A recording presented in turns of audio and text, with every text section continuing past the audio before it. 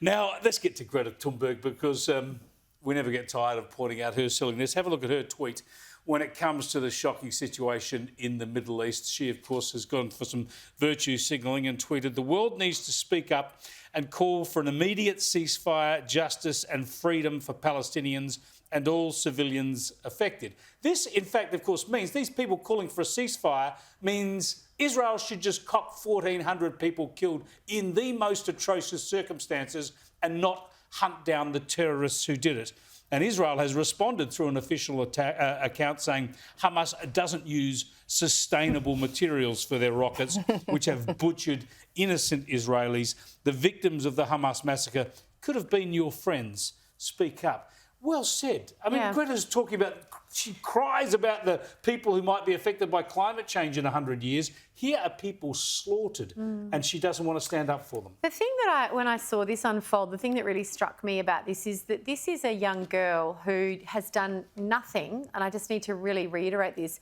She's famous for doing nothing other than sitting outside I think it was the Parliament building, right? So she's got no credentials, no education. She's a professional activist from the age of, a teenager. When I say no education, she's not a PhD. She hasn't done years of in-field study. She's simply a teenager who sat outside of Parliament and was monetised, I should say, and taken advantage. I say taken advantage of from the outside in. That's what it looks like. But she's not a person with any authority to make that. No. And the media has created this person who says dumb stuff like that. And I believe she deleted the tweet afterwards, right? Saying, I was unaware. Well, you know what? Play stupid games, win stupid prizes. This is just a classic example of how stupid the media cycle can be. You platform people, you make them into something they're not. She was just a teenager who sat outside of Parliament and decided that she wanted to, ruin the world with renewables. She's got nothing to say and no special insight or knowledge on renewable energy, let alone on international affairs. That's way more succinct than I was just trying to say. It's just incredible. Let's move on from her, though, because I want to ask about some other young women, and I better not have an opinion on this one. You're allowed. Caroline. You're in a safe space, Chris.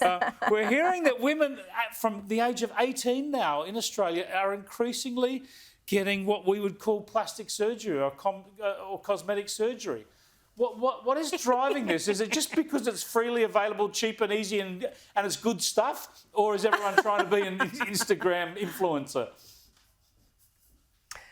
Look, I'm a little bit unhelpful to you here because I've never done any of this stuff. Like invest in a good moisturiser, drink lots of water, get plenty of sleep. Stop. It's the absolute best thing for you. It's absolutely the best thing for you. And Gemma knows that I can say that with a straight face. She can. But she actually can.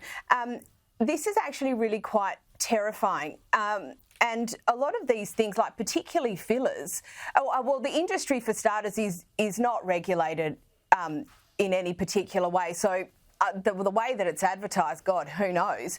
But a lot of these fillers, like you have to keep putting them in your face. The problem is they don't break down. They just move around your face. So you need to keep pumping them into the areas. And that's why they all end up looking like blowfish in the end. It's just terrible. We're just about out of time. Very quickly, you don't live in the same house for 50 years without renovating. That's all I'm going to say.